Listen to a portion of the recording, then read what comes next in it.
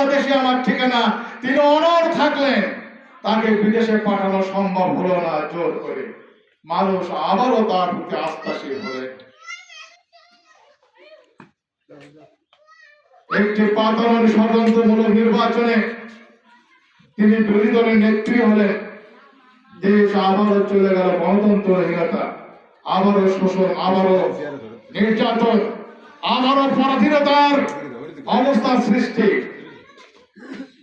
এই সব কিছুকে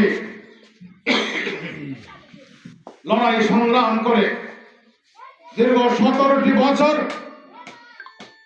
লড়াই সংগ্রাম করে আজকে আমরা এই পর্যায়ে এসেছি।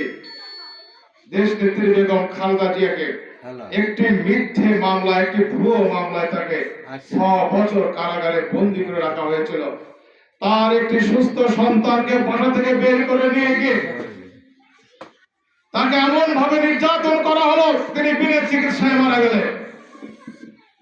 মরহুম কোকো, আরাফাত রহমান কোকো।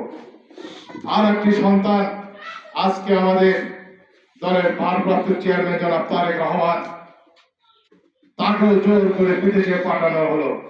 তিনি বিদেশে চিকিৎসা নিলেন।